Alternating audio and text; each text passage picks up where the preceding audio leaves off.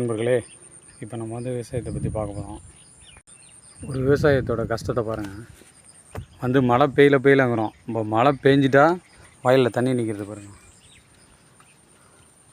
அதிகமாக புழிஞ்சிட்டா இந்த தண்ணியெல்லாம் எடுத்து விடணும், இல்லைனா பயிர் வீணாக போயிடும். எவ்வளோ கஷ்டம் பாருங்கள் விவசாயத்தோட கஷ்டம்.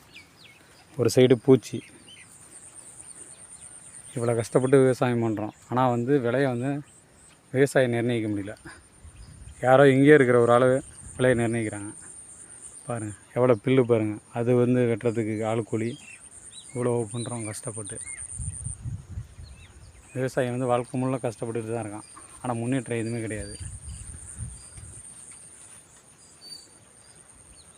ஆனால் டவுன்ஷிப்பில் என்ன பண்ணுறாங்க, ஒவ்வொரு ஃபுட்டும் வீணாக்குறாங்க.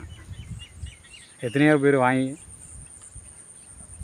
சாப்பாடை சரியில்லை அப்படின்னு சொல்லிட்டு தூக்கி போட்டுறாங்க.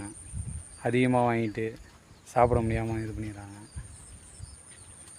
நமக்கு தேவை எவ்வளவோ அவ்வளோ வாங்கிட்டு வீணாக்காதீங்க. ஏன்னா அடுத்தவங்க வயிற்றுக்காக உணவளிக்கப்பட்டது. ஒவ்வொரு கஷ்டமும் விவசாயியோட உழைப்பு. அது நீங்கள் வீணாக்கிற ஒவ்வொரு இதுவுமே விவசாயியோட கஷ்டம். அது பார்த்துங்க. மக்காஞ்சோளம் போட்டுருவோம். வாழ்க்கை எதை நோக்கி போகுதுன்னே தெரியாமல் போகுது விவசாயத்தோட வாழ்க்கை.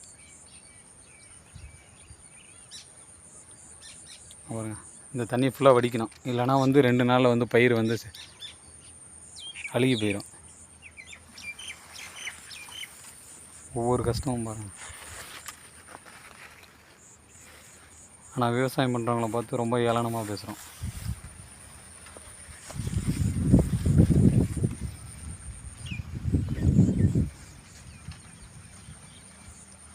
அடுத்து மேகமூட்டமோடு நிற்கிது மழை வர்றதுக்கு.